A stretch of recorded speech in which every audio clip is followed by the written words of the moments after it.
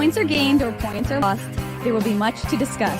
For analysis regarding tonight's Winnipeg Jets game, here are Dave Manouk, Ezra Ginsburg, and your host, Drew Mandel. The Illegal Curve post-game show starts now. Good evening, Winnipeg. Good evening, Manitoba. For all those joining us live this evening on our YouTube channel and all of our social media platforms, we say good evening, universe, and welcome to the Illegal Curve post-game show. With Dave Manouk, with Ezra Ginsburg, I'm your host, Drew Mandel, here to discuss the Winnipeg Jets' victory tonight. Something we haven't said all too often as of late. Victory over the Tampa Bay Lightning by a 7-4 margin. Gentlemen, this is not a game, a result, a score, an outcome that I saw coming entering tonight's contest, particularly after the listless effort that the Jets put forth on Sunday against the New York Rangers, but full marks to the hometown team. They keep their slim playoff hopes a little bit more alive for at least another game with a resounding defeat of the Lightning. Good to see you both. What's going on, boys? I think, when you consider the stakes here, it's a pretty impressive victory. And yeah, it was a little bit weird in terms of, you had the 6 goals in the first period and then none in the second. And then obviously, you had some more goals in the third period. But yeah, I mean, Andrei Vasilevskiy, a rare kind of off night for him, guys. Like, obviously, you're not going to blame him completely for the loss, but I don't know about you guys, but I thought he might get pulled after the Paul Stastny goal was awful. Yeah, I mean, you absolutely have to stop that. Neil Pionk, makes a nice play there, but that's just an awful goal. So again, yeah, give Jets a lot of credit. They came out really focused tonight, and they were firing on all cylinders. But they obviously, didn't make it easy on themselves. Blowing a 2-goal lead twice in the first period. But overall, guys, for a team that has been struggling to score goals a little bit here on this homestand. Really nice to see a goal explosion. Really liked, the power play goal from Pierre-Luc Dubois in the third period. He obviously draws the penalty and then just really aggressive. And you saw Andrei Vasilevskiy break his stick after Dubois scored. So, yeah, pretty impressive win for a team that needs it. And, it remains to be seen if this win's going to mean anything, because we know that, with this 3-game road trip coming up, you really have to win all 3 games in order for it to really be successful. Yes, I'd agree with that assessment, Dave. You are in the building tonight, as you often are, for the Winnipeg Jets games. More often than not, you're there, of course. And I mean, the first period was a barn burner, let's say. And then the Jets, I thought, really did a very good job playing sort of fundamental defensive hockey for the final 40 minutes of this game. And if you would have told me that after the first period, when it ended 3-3, the Jets were going to be the team that is able to lock things down more than the Lightning, I would have asked, I would have wanted to see what was in your drink cup to make sure that it wasn't an alcoholic beverage.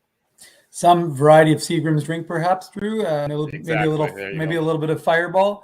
Yeah. Look, so far the Jets are 2-0 when they have unique anthems being sung. And on Gender Equality Day, I actually thought they did a phenomenal job having all 4 women who generally sing the national anthems here in Winnipeg singing together. I thought they actually sounded phenomenal, and they did a really, really nice job. And obviously, as he would, from his Hockey Manitoba ties would know, Jocelyn Larocque being honored with the ceremonial puck drop. That was a nice touch. You can see the players watching the gold medal game. They were showing it up on the video screen before she came out. So that was kind of a nice touch to get the game going. And look, Drew, that was in the first period that anyone could have predicted, right? I mean, that was not – I mean, the game itself was bizarre because you went from, as he just discussed, just a very good – not very good from a goaltending perspective, but very unusual first period to – just a mundane second period where, it really wasn't very exciting, to that third period, right? It was a lot of chaos, somewhat reminiscent of that Montreal game, but the Jets, again, did what they needed to do, which is, you called it, this was an absolutely must win. And you really couldn't afford to end this homestand. I mean, you end up with 5 out of the 8 points. Yeah. Again, better than being only 3 of 8. It's not ideal, but at least it's 5-8. You're putting yourself into the conversation. Now, teams that you need to lose, they're going to turn it around a little bit, right? The Minnesotas, I know Nashville and Dallas, when I last checked, it was 0-0. I don't know how that ended up, but Dallas won. Dallas Okay. won in regulation, which is obviously what you want in that instance. Right. Pardon me, Nashville won in regulation. Nashville won 2-1 in regulation. So Okay. they leapfrogged Dallas in the playoff standings. The Stars move into the second playoff spot. The Predators move back into the first playoff spot. So the Jets do gain a point. They entered the night 8 points behind out of the last playoff spot. They're now 7 points out of the last playoff spot as a result of today's action. Anaheim, last I saw, they were getting pounded by the Blackhawks. It was 4-0 last I saw. I'm not sure what pardon me. It's now 7-3 Chicago over Anaheim. So the Blackhawks are doing the Jets a favor on the out-of-town scoreboard. And the Minnesota Wild finally got back to their winning ways. They beat the New York Rangers 5-2 tonight. But the Wild are in the third playoff spot in the Central Division. So at least what the Jets wanted tonight, they didn't want it to be a 3-point game between Dallas and Nashville. And they got their wish there in that it wasn't a 3-point game with the Predators winning in regulation. Yeah. So, I mean, I just think that, this was a must, as he described it, he's not wrong. You had to win this game. And it wasn't going to be an easy one because Tampa Bay came in with an even better winning percentage than the New York Rangers, who looked like, they were going to mop the floor with the Jets. So it didn't look good for the Jets, coming against a Lightning team that had won 4 straight games and was very good very good on the road. So all in all, I mean, it's an impressive victory, and I mean, it's a must-needed one to, like as he said, to be able to try and generate some good feelings, get yourself onto the road with a little bit of a little hope. I mean, you still have a significant uphill climb, but without this win, we can only imagine. Let me tell you, without this win, we'd already be talking trade deadline. Yeah, exactly. Now we can move that talk back a little bit. We'll still talk trade deadline, of course, but it's not as prevalent as it would be if there was a loss tonight. You got a big series upcoming this weekend. You got 3 and 4 dates. New Jersey and the Islanders. The Devils are playing better hockey. They won tonight as well, which makes it, I believe, 3 in a row for the Devils. They beat the Colorado Avalanche. So the New Jersey Devils, I mean, they're not going to be a playoff team, obviously, but they're playing some better hockey. The Islanders, well, we know that the Islanders have traditionally been a tough And Drew, team. by the way, they were down like 3-0. So impressive game by New Jersey. There you go. Exactly. So New Jersey's playing better hockey. The Jets have the Islanders as well. And then they have the Central Division, second team in the Central Division, the St. Louis Blues, a team the Jets have had some success against this year. So it's a very interesting 3 and 4 nights coming up. But before we look ahead to that, we look to today's goals and we do the game recap. It's brought to you by our friends at Betway, newest sponsor here on the Illegal Curve Hockey Show. We welcome aboard Betway, one of the most trusted voices in sports betting, both in Canada and all around the world. Betway is the sports betting app that puts you, the customer, at the forefront with a large selection of betting options and sports, as well as strong promotions and fair odds. What are you waiting for? Head on over to Betway and bet your way. Must be 19 years or older to play. Please play responsibly. I wonder how many people in the audience, how many Jets fans went over to Betway to lay a bet when the Jets were up 2-0, and then when they were up 3-1 and they saw Tampa Bay trying to crawl their way back into this game, especially when it was 3-0. I wonder how many people laid some odds on the Lightning at that point in time. They obviously would have ended up on the wrong side of the ledger. The Jets were the team to back in today's betting market. Let's get into it. The Jets opened the scoring at the 4:19 mark of the first period. Mark Scheifele, his 21st of the year, assist to Logan Stanley and Nate Schmidt. Good things happen when you get the puck on net. And this was an instance of that. Logan Stanley gets the puck on net. It starts with a nice, Nate Schmidt makes a nice play to begin the sequence. And then Mark Scheifele bangs in the rebound after it looked initially like Stanley may have scored on his initial shot. It hit the post, and then Scheifele gobbles up the rebound to make a 1-0 for Winnipeg, Ezzy. Yeah, it was just a nice hustle by Nate Schmidt. I think it was Ross Colton who he beat to the puck. And as you mentioned, Scheifele just goes to the net. Vasilevsky gives up too much of a rebound there, and pretty straightforward goal there. Yeah, exactly right, Dave. And good start for the Jets, though. That's what they needed to do. They, as of late, last few games, they've been getting the first goal. Question is, are they able to, hold it down? And obviously, we know in this first period they weren't. Didn't end up costing them at the end of the game, but they were able to get the first goal, and then they get the second goal as well. Dave, Adam Lowry, he's on a heater. I mean, certainly, it's a heater for most any player, but it's especially a heater for Adam Lowry. His 8th of the year now. They're coming in waves. Assist to Brendan Dillon and to Nick Ehlers on this one. And Lowry sort of just gets lost by the Lightning. They're puck watching and they leave Lowry alone. And he gets 2 chances and deposits the second one behind Andrei Vasilevsky. Yeah, and I wrote about this on the Illegal Curve Twitter. It's absolutely necessary for the Jets to get that kind of scoring production from the third line. And it's what we've been talking about all season long. And you're not going to have any level of success without Adam Lowry contributing. And so now he's got 4 goals in 6 games. You can't ask for much more from number 17. I mean, that's exactly why he gets a lot of ice time, is because there's an expectation he's going to produce. So he's meeting that expectation. And again, it's been a rough season, but he can really turn things around both personally and for the team if he can kind of continue that level of production. It won't be easy, but like I said, it's amazing what happens when you have a guy like Nikolai Ehlers helps create on that line. He can create some time and space for guys like Andrew Kopp and Adam Lowry. And so, yeah, it's a huge goal for him. And it was a huge goal for it was such a momentum generator in the crowd. The crowd was buzzing a little bit tonight. Maybe Tuesday's it is Tuesday, right? Maybe Tuesday's the new, it is. I don't know, Tuesday nights, maybe it's the new thing. It's going to be Vegas next weekend. Or next Tuesday, sorry. So we'll see what it's like. But yeah, it just seemed like there was a bit of a buzz. And as soon as Lowry scored, the crowd got into it. The first goal, you're like, okay, it's good, but this is the two-time defending Stanley Cup champions.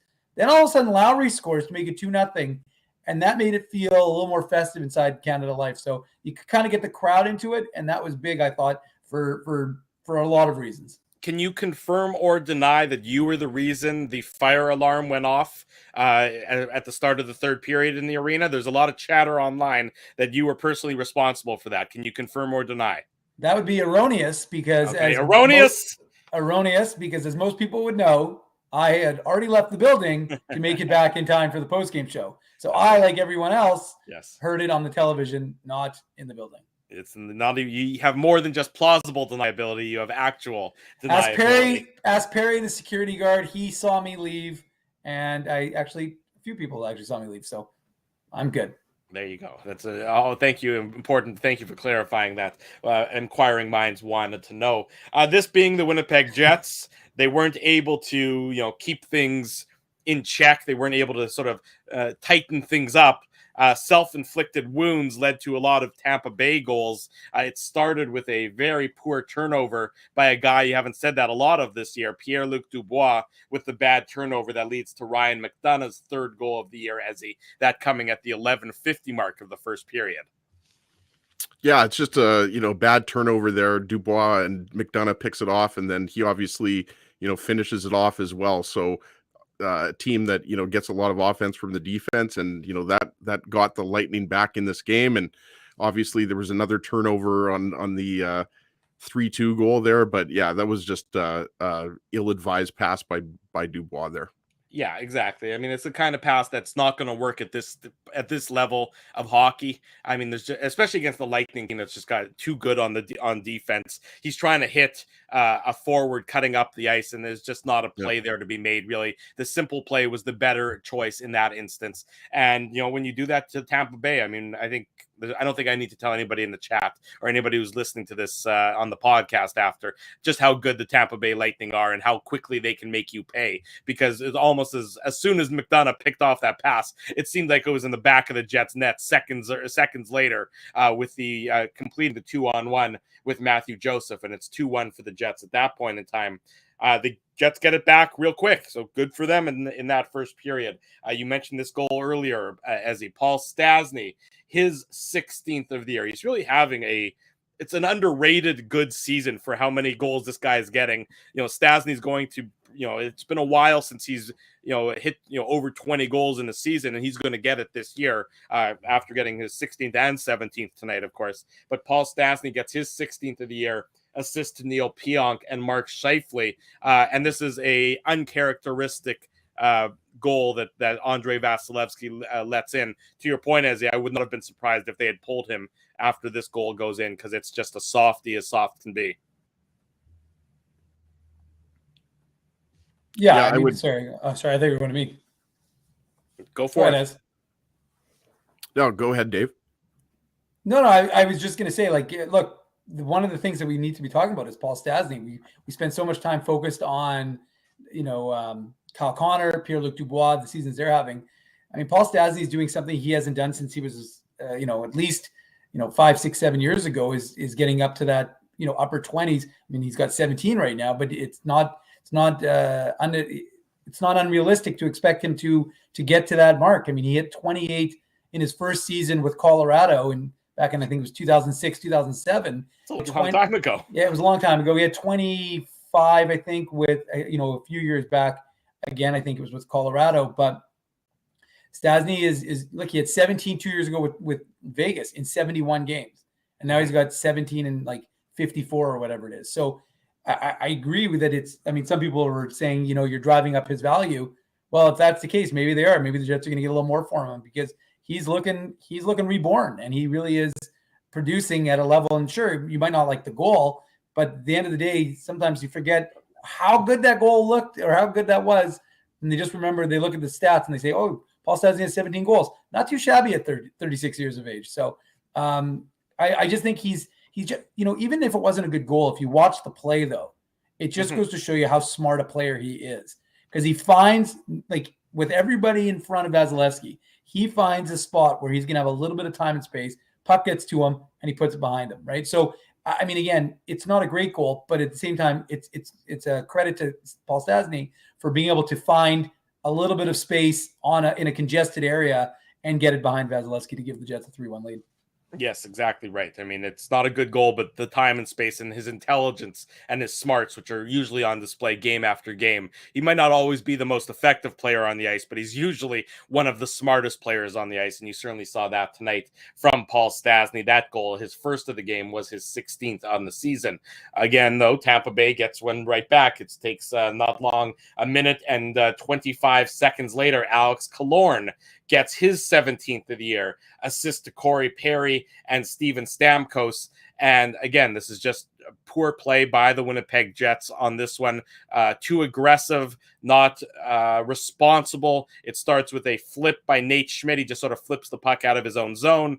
Kyle Connor and Pierre-Luc Dubois are both going for a skate. They're putting themselves in a bad position. And the Tampa Bay Lightning, as they transition the puck up the ice so well and so quickly that, you take one false step against them, it's almost like you can't catch up, just, even with the smallest of errors. Yeah, and on that particular play, Logan Stanley is just a little bit high and unfortunately takes himself out of the play. So, yeah, it was just an unfortunate turnover there.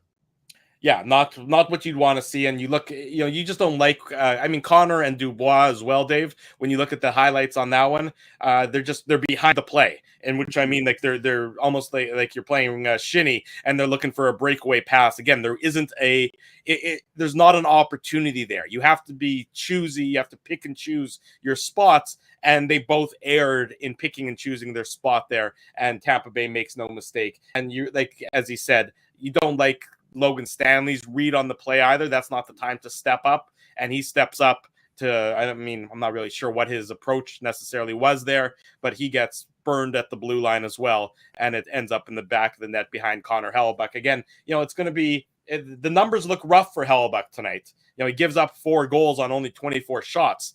But in this instance, and what's that now? I think that's the 5th straight game that he's given up at least 4 goals or more, if I'm not mistaken. But yeah. I don't think any of the goals I wouldn't describe any of the goals as bad goals from the Jets goaltender perspective in tonight's game.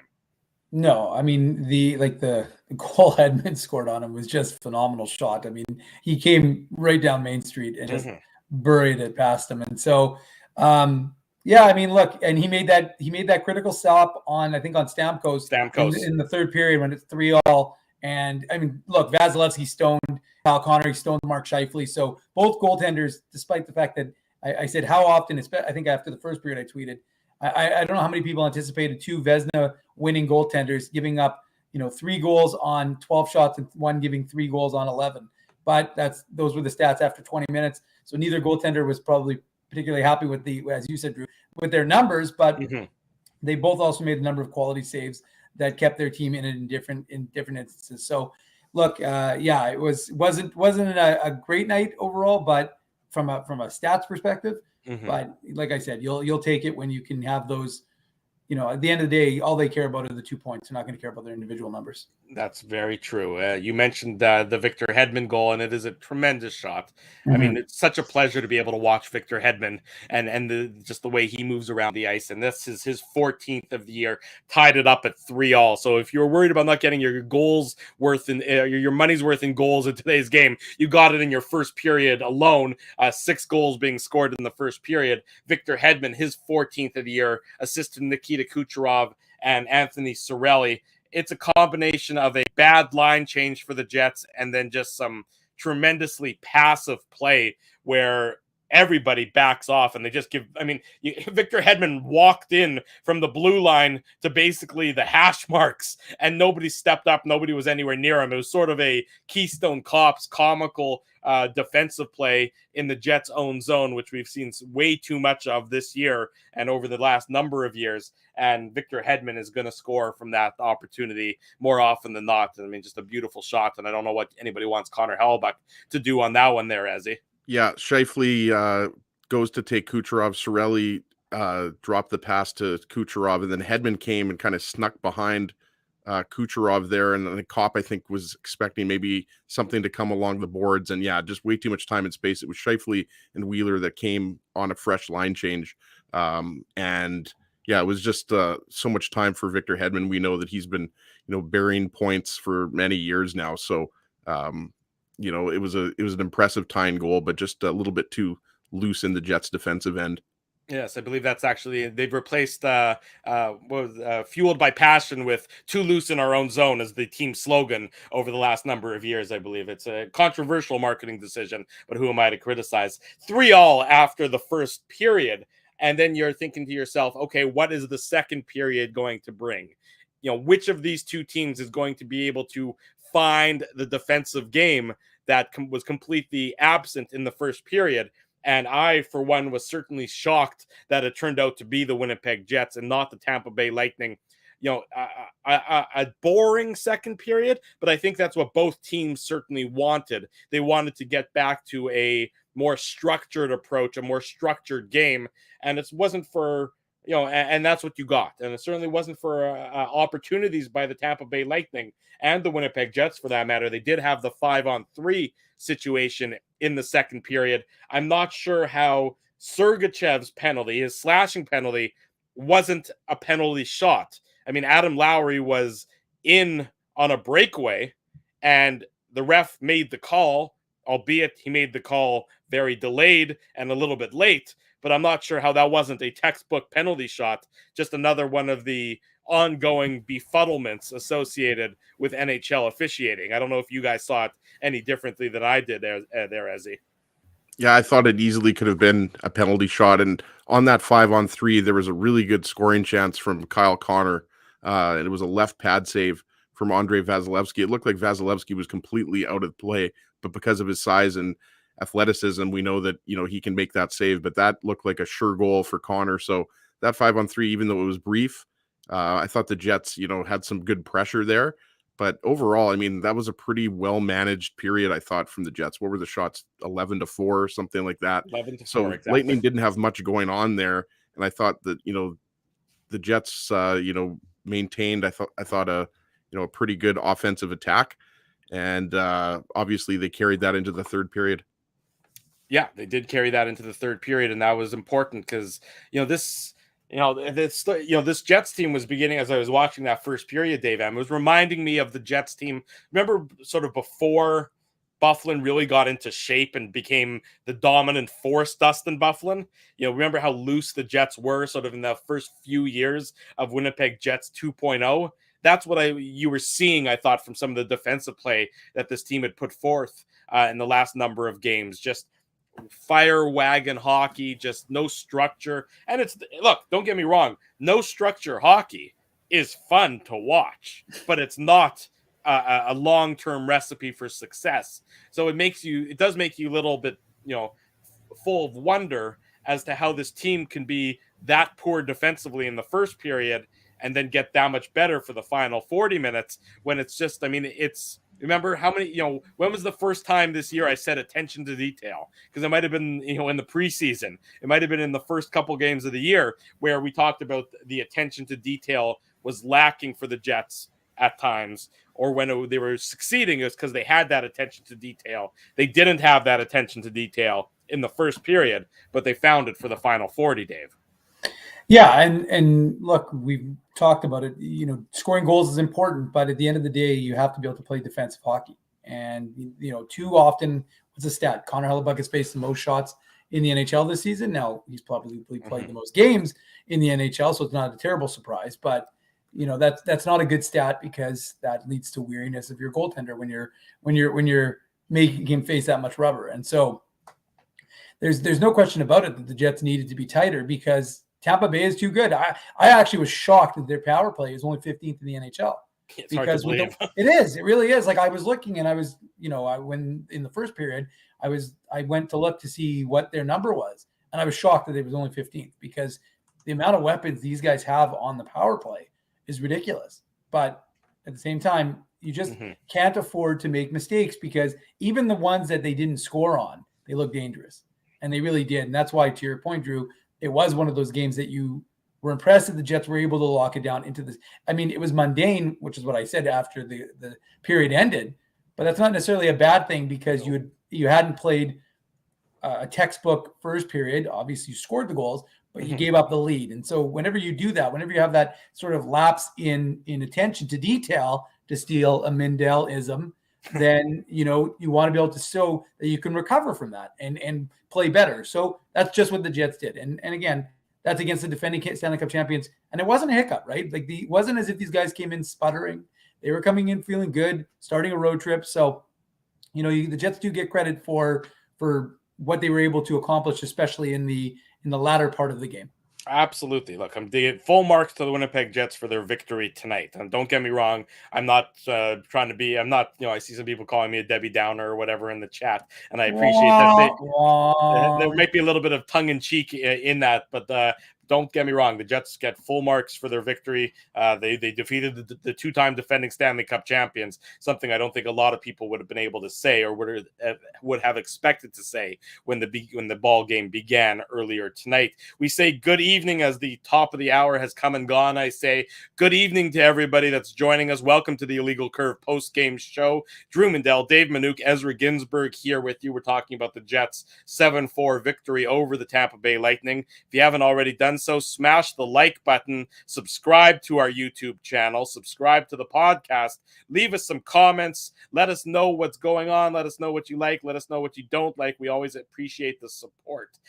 We mentioned it was a 3-all game after 40 minutes. The Jets get the all-important, what turned out to be, it wasn't the game-winning goal as it happened, but the all-important lead on Pierre-Luc Dubois' 23rd of the year, assist to Kyle Connor and Josh Morrissey. It comes on the power play, Ezzy, and you mentioned it, and it's just go to the front of the net. The Jets had traffic in front of Vasilevsky on this power play. Wheeler was there providing a screen. The puck comes out to Dubois. He gets it to a little bit of some soft ice and is able to put it past Vasilevsky to give the Jets an absolutely massive 4-3 lead. Just under 7.5 minutes into the third period. Yeah, we talked about the second period, even though the Jets didn't score on the 5-on-3, they had some good pressure and you could tell that they were due and, you nailed it, Drew. Vasilevsky obviously, wanted to have that one back, but he was just giving up so many juicy rebounds all night long. And, Pierre-Luc Dubois drew the penalty there. And I just thought it was, fitting that he finished that one off. And Josh Morrissey, I thought, had a really strong game. It just continues a really strong season that he's having. Kyle Connor was really strong as well tonight. And, the Jets power play, I think the power play has been criticized a lot, rightly so, sometimes for not shooting the puck enough or for not finishing. But, this is the best I've seen the power play look in a long time. And you mentioned it, Blake Wheeler, a bit of a traffic there in front of Vasilevsky. So just overall, just a well-earned goal there. I thought like it was just quick decision making and just kind of having that kind of killer instinct. So it was a massive goal because you got the feeling that the Jets had all the momentum even before that goal, but especially after it. You're absolutely right. I mean, the Lightning had a couple of power play opportunities in the third period, and the Jets came out big. And there was that one big save, as Dave mentioned earlier, that Hellebuyck made off Steven Stamkos, where it was eerily similar to a couple of the saves that Vasilevsky had made off of Scheifele and Connor, where he's able to go post to post very quickly there. And it's huge for the Jets that he's able to keep that out, because the Jets get that shorthanded goal with Brendan Dillon in the box. With Brendan Dillon in the box for hooking, Mikhail Sergachev blows a tire and it springs Kyle Connor. It was Sergachev. It wasn't Kucherov. It was Sergachev. I thought it was Kucherov at first, but I went back and I'm pretty certain. I mean, again, people can tell me that if I'm wrong, but I went back and I thought it was Kucherov at first, but I'm pretty sure it ended up being Sergachev. He blows a tire. Somebody on the Lightning blows a tire. One of their 90 players blows a tire. Doesn't matter which one, because Kyle Connor comes in, 81 comes in, and boy, oh boy, does he put a move on Andrei Vasilevsky that really demonstrates the wondrous hands that the Jets' leading goal scorer has, his 34th of the year unassisted. Yeah, go ahead, Dave. No, I was just going to say, like, it's just, our photographer, Alexander James or Alex James, as we usually call him, but he was in the building and he had a great spot. He was in the camera hole right beside Vasilevsky. So he snagged some great shots, and Kyle Connor's hands are just ridiculous. I mean, the quest for 50 remains for that guy. And I mean, look, he's going to hit 40, no question. He right now, his trajectory has him around 48 on the season, but I mean, he made Vasilevsky look not silly, but I mean, he made him look ordinary. I mean, this is a Vezina goaltender who Kyle Connor just made look ordinary. He went from speed to deception in like the blink of an eye, and then scores just a spectacular goal. So, I mean, the season, as he talked about earlier, the season he's having, I mean, I want to say we've talked about it pretty much every single show, simply because he's done something almost every game. And like Pierre-Luc Dubois said the other day, even when he doesn't score, he gets 5 or 6 chances. Well, he must have had 3 or 4 at least quality grade A chances, I thought, in tonight's game. And yeah, he finished that one off as a no-doubter. And that's his 31st game-winning goal of his career. So he's just a phenomenal talent. And I mean, his assist today was the 150th of his career. So I mean, he's got 165 goals and 150 assists. The guy can get it done. Yeah, so you're saying there's some pretty good production coming from the Jets' former first-round pick, no question about it. I like the aggressive move by John Cooper to pull the goalie. He does it early, relatively early in the third period, with the Lightning down 5-3 at that point in time. We criticized Dave Lowry for when he pulled the Jets goalie on Sunday against the Rangers, and that it was more, performative than it was really effective. This could have resulted in good things for the Lightning. As it happens, it doesn't. It results in Josh Morrissey's 7th of the year assist to Scheifele and Wheeler. It's into an empty net after some real hard work there by Wheeler and Scheifele to let Morrissey walk in all alone. It's not typically, this is a 4-on-4 situation with both Sorelli and Pionk in the box. And so you don't normally expect to see, Scheifele and Wheeler in a defensive situation with the goalie pulled in a 5-on-4, but credit to them both for their efforts in getting Morrissey wide open to put the puck into the net. Yeah, absolutely. And, that basically sealed it, and they needed that goal because Ross Colton obviously made it a little bit more interesting. But yeah, I like the aggressive, nature of pulling your goalie a little bit early at that point in the game. Like, what do you have to lose, right? Like, you're already down a couple goals. So I think you're better off pulling your goalie at that point than waiting until 3 minutes, 2 minutes left. Exactly right, Ezzy. Totally agree with that. You mentioned Ross Colton, beautiful tip. That's the only goal that gets past Connor Hellebuyck in the final 40 minutes, which is certainly a good sign that the Jets and their goaltender were able to shut things down against the high-flying, high-powered Tampa Bay Lightning team. And Paul Stastny finishes off the goal scoring at the 17:29 mark, his 17th assist to Wheeler and Scheifele, wrapping up a 4-point night for Mark Scheifele. So nothing wrong with him getting some points on the ledger tonight. Effective night from him. Blake Wheeler with 2 assists, and Paul Stastny, of course, as we mentioned, Stastny getting his 2 goals. So that line combining for 8 points in what ultimately was a 7-4 Winnipeg Jets victory tonight in downtown before they head out on the road trip. We'll talk about the road trip. We'll talk about much more about tonight's game after the break. This was the game recap. It's brought to you by our friends at Betway. Head on over to Betway and bet your way. Must be 19 years or older to play. Please play responsibly. Don't go anywhere. I'm your host, Drew Mandel. Dave M is in the top corner as he's in the bottom middle. It's the Illegal Curve postgame show. Much more to come after these commercial messages.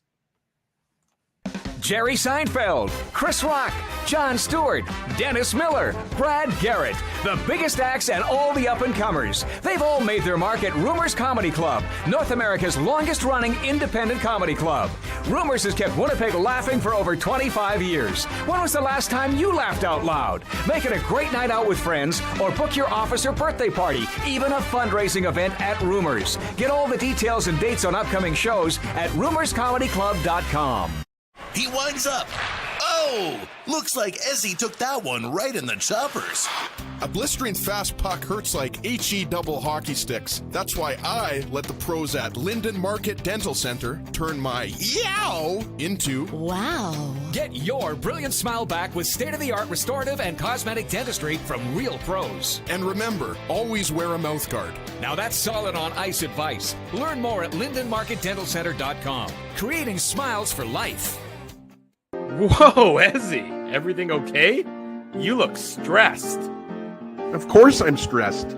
We're moving, the house is upside down, the kids failed miserably at packing the fine china, and my life is in chaos. Chaos! Yes, that does sound like a problem. What am I going to do? Ezzy, relax. Rolly's Transfer Moving and Storage is the answer. With 60 years of experience in moving Manitobans and a track record of exemplary customer service, one call to Rolly's and your stress is gone. No job is too big or too small. Just visit Rollies.com and they will take it from there. Thanks, Dave, and thank you, Rolly's Transfer Moving and Storage, online at Rollies.com. Hey boys, finding parking on game day shouldn't take longer than the Minute Minute. It shouldn't take longer than 1 minute? Yeah, less than a minute? I spend at least 20 driving around to find street parking, or if I'm in a rush to the game, I'll shovel out 20 at a parkade. You're both doing it wrong. There's this app called Grid Park. It lets you find and pre-book your parking spot on game days, and you can reserve your spot up to 1 month in advance. And guess how much you'll pay? Tell me, Dave. You know I love a deal. Ezzy, $5. Come on, $5? Yeah, and it's just 2 blocks from the arena. The Grid Park app? Yep, spelled GRYD Park. And you know what else? There's more? Our listeners get their first park free with the code FIRSTPARK. Wow, so they just download the Grid Park app and pre-book their next game day spot for free? Yeah, you got it, Ez. Promo code FIRSTPARK. Only on the Grid Park app. Hi, it's Drew from Illegal Curve here. Selling your home can be stressful, but it wasn't for me. Thanks to my friends at Zappia Group Realty, they made the process so easy. My home sold within 48 hours and with multiple offers. Zappia Group Realty took care of everything with their exquisite customer service and attention to detail. If you want to sell your home for more in less time, get started by talking to Frank and Mauro Zappia of Zappia Group Realty. Online at zappiagroup.com. For 3 generations and over 80 years, Tough Duck has been making apparel that works and plays as hard as the people who wear it. From jackets to work boots and everything in between, Tough Duck's clothing can handle the harshest environments, even the Illegal Curve hockey show. Work to live, live to play. Visit toughduck.com.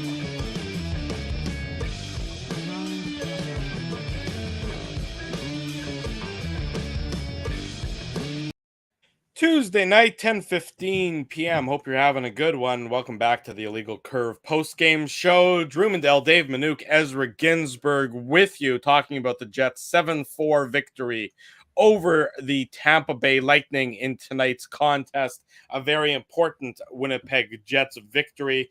5 out of 8 points on the homestand. Could have been 6. especially given how the game against the Dallas Stars ended. But 5 out of 8 is certainly better than the 3 out of 8 that I think a lot of people would have predicted prior to puck drop tonight. A note from our friends at Stats Center, that of course being TSN. Mark Scheifele has passed Alex Zhamnov and moved into a tie with Laurie Boschman for the most career 4+ point games in Winnipeg NHL history. So there you go. That's a little bit of a random stat that you can use to impress the folks at the office tomorrow morning. And when they ask, hey, where'd you find that out? You don't have to give credit to Stats Center. You got to give credit to the Illegal Curve post-game show. That's how you do it here. You can say that, I heard it on the Illegal Curve post-game show and they quoted Stats Center, but you make sure that people know that the place to be after each and every Winnipeg Jets game, of course, is the Illegal Curve post-game show. Jets head to New Jersey now, and then the Islanders on Friday, and then St. Louis on Sunday. Eric Comrie revenge game on Thursday. It traditionally wouldn't be his game, given that the backup usually plays the second half of the back-to-back. So how do you think the goaltending situation plays out? They wouldn't run. I mean, would they run Hellbuck Thursday, Friday, and give Comrie Sunday in St. Louis after he had success there? I mean, Dave, you're shaking your head. It's just food for thought.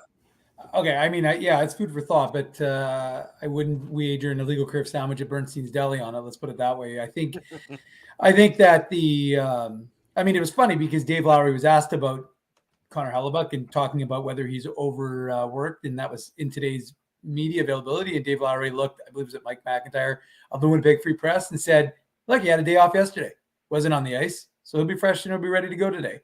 So Connor Hellebuyck looked good. He looked like he was fresh. I don't think they're going to run him back-to-back. I think that'd be lunacy. I don't think it makes a lot of sense. I think the only question is, how are you going to do it? Because New Jersey has been playing better, like we talked about. They came back from a 3-goal deficit to beat Colorado, who doesn't look like they get that happens very often, to beat them 5-3. So maybe you give Hellebuyck, and it's also critical to get the road trip started, off on a good foot. Not to say that Eric Comrie isn't capable of doing that. He's coming whenever he plays. He'll have won his last 4 starts, so we know he's feeling good about his game. But you give him the shot against his old team versus giving Hellebuyck the first game and then giving Comrie the second. That part I'm not certain about, but I don't think there's any question. You have to give Eric Comrie one of these 2 games. I was just going to say, Ezzy, that Hellebuyck, when he's played that second half of the back-to-back this year, has incredible numbers. I remember we talked about it after the win in Nashville. That Saturday night victory in Nashville a few weeks ago, where Hellebuyck played on the Friday and the Saturday. I think they lost to Dallas on the Friday, and then they went to Nashville and they won that game in Nashville. Hellebuyck on the second half of back-to-backs this year has been incredible, Ezzy. Just wanted to mention that before you share your thoughts on this idea. No, I think it's a good point. And there aren't many goalies in the league that you would even consider doing that, right? Like Vasilevsky is one of them. Vasilevsky plays a lot of hockey, as you guys know. So it's always a possibility that Hellebuyck starts both starts. But I'm with Dave. I think, there's a good chance Comrie will play against the Devils on Thursday night. And, I think part of that has to do with the fact that he hasn't played since the game against Arizona at the end of the month, right? So it's going to be roughly, 2 weeks, I guess. If you add up the days. So it's been a while since Comrie's got to start. So you could argue, like, what's an extra couple days, right? But I think they want to get him into one of these games. And as Dave mentioned, he's won 4 in a row. So they have a lot of confidence in Comrie. I don't think you're at all afraid of the Devils. And look, I'm a Devils fan, guys, and they have been playing a little bit better, even though they're meaningless games. But these guys are, playing really for next year, if you think about it, in terms of just wanting to finish the season strong, right?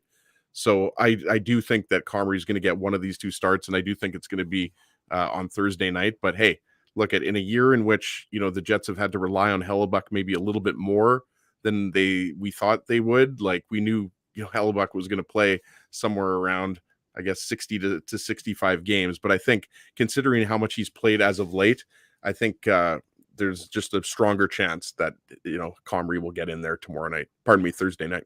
It'll be certainly an interesting game. 6:00 puck drop for the Jets and the Devils, which makes post-game on Thursday right around 8:45 p.m. And then on Friday, it's a 6:30 puck drop on Long Island with post-game right around 9:15. So, it's been you got a busy stretch of IC coming up. We got Thursday's post game, Friday's post game, Saturday morning show, and then Sunday's post game. So you'll certainly have your fill of us over the next 4 or 5 days, and we wouldn't have it any other way, spending quality time with you, our loyal audience. Ezra, Tough Duck, hardest hitting comment. Who's winning a toque from our friends at Tough Duck tonight?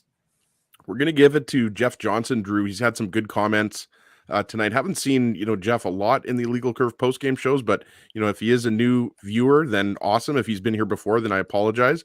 You've got it up there on the screen. Beating the 2-time Stanley Cup champs is nice, capitalized by going to the net and pouncing on rebounds and screens of Vasilevsky. Still need to cut down on turnovers, which resulted in 3 of Tampa goal. I just like how he broke down the game. That really was the story of the game, right? Like all 3 goals were turnovers, and Vasilevsky was not very good. He gave up way too many rebounds, and the Jets, we've kind of made fun of the whole, got to go to the net, got to get pucks on net. It's such a cliche, but tonight they did, right? Like the goals tonight for the Jets were, with the exception of Dave talked about Connor's goal.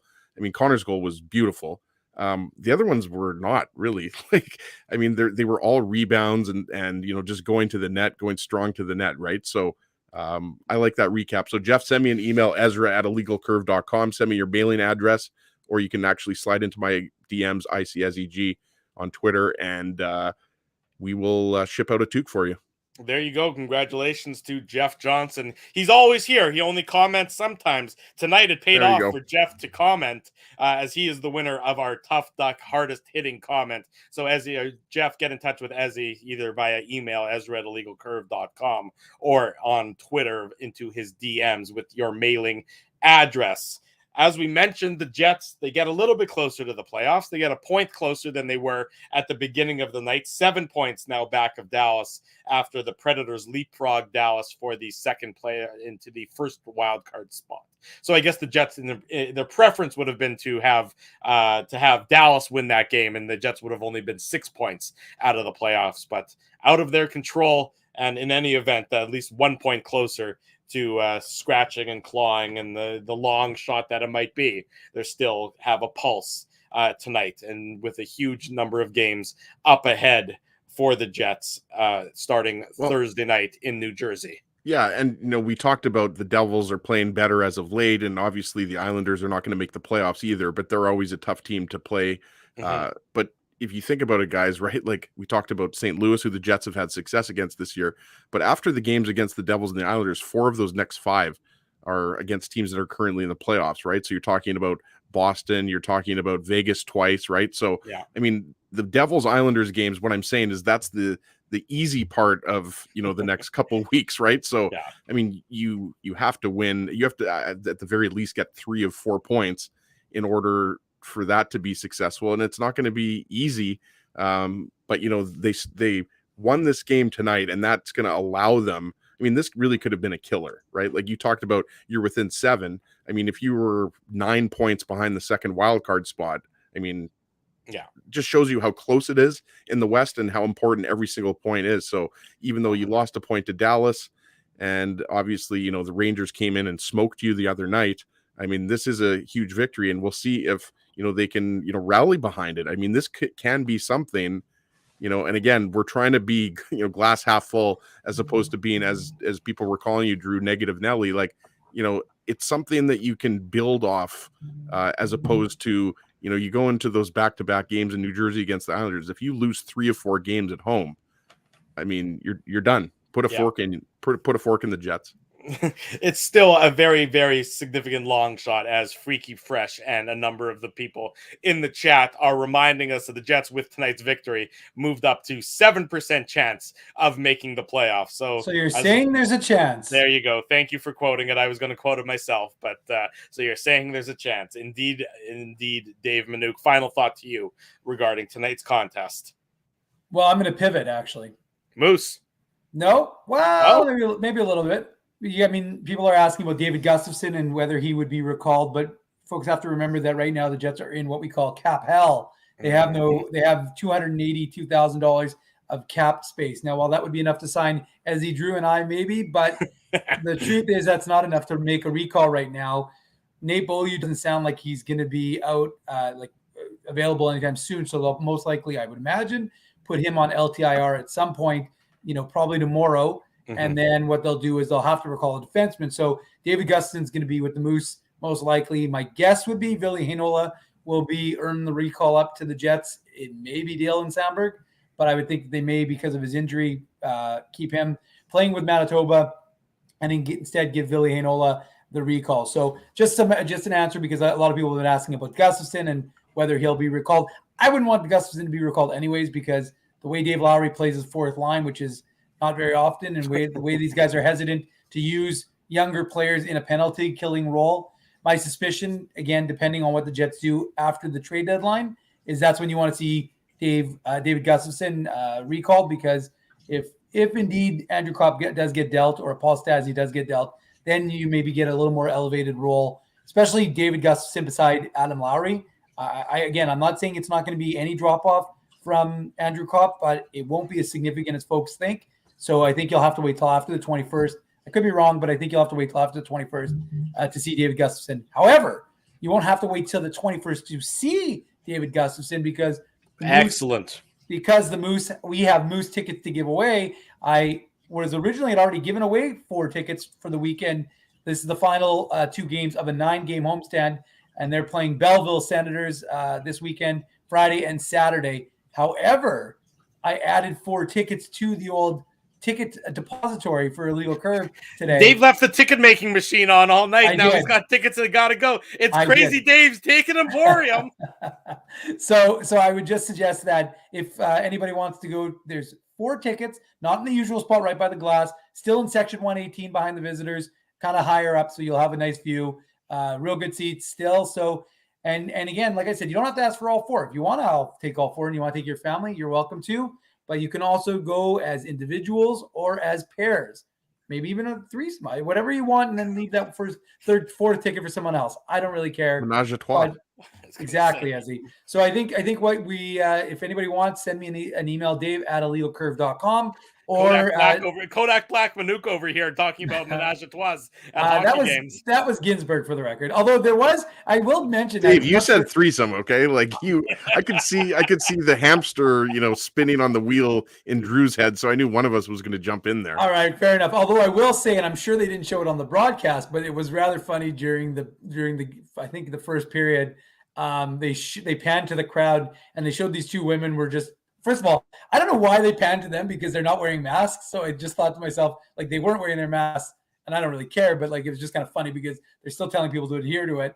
And then, so the masks are down here, and these 2 women are just like, "Hey, we're on camera." And I'm like, "Okay." And then they started making out. And then you just see the camera go, "What?" Yeah. Sorry, you said menage a trois. I just added that little, Illegal Curve just went a little bit dark there. But anyways, it was not as entertaining though. Are you sure you weren't watching DirecTV channel 597 back in the day there, Dave M? Perhaps. The other thing I want to give the Jets a shout out to, they did a different sort of first intermission contest. I put it up on the Illegal Curve Instagram account. It was kind of like, how the Atlanta Braves have how Freeze runs after the fan has a head start. Yeah. Somewhat similar, but it was kind of they called it Jet, not Freeze, of course. And then basically it was a speed test, and they have a kid who comes around, skates around, does 2 laps, and then Freeze has to beat his time. It was entertaining. There you go. As long as Dave M's entertained. I was entertained. There you go. That's all that matters. As long as you're entertained, then we're happy about that. So much more entertaining than the wave, right, Dave? Oh, hate the wave. We know that. If you Number 1, wave. Number 2, glass bangers, as he knows what I'm talking about. If you want to go to the Moose games this weekend, send Dave an email, dave@illegalcurve.com. You can tweet him. Go back to the ticket suppository, as someone pointed out. Not the depository, the suppository. I think it's time to wrap up this post-game show when we're on to this nonsense. Usually that's a good sign. To wrap it, we got to say a big thank you to all of our sponsors of this show, of the Saturday show, of the website. They make it all a possibility. Rumors Restaurant and Comedy Club, Linden Market Dental Center, Zappia Group Realty, Betway, of course, our newest sponsor, Bernstein's Deli, Tough Duck, Boston Pizza, Seagram's, Rolly's Transfer, and Grid Park. Support these fine businesses because of their continued support of Illegal Curve Hockey. We're next in action on Thursday night, right around 8:45 p.m. after the Jets and the Devils. If you haven't already done so, smash the like button, subscribe to the YouTube channel, subscribe to the podcast, tell your friends, tell your family members. The best place to be. Hide your kids, hide your wife. After each and every Winnipeg Jets game. The best place to be after each and every Winnipeg Jets game is the Illegal Curve post-game show as well, Saturday mornings on the Illegal Curve YouTube channel.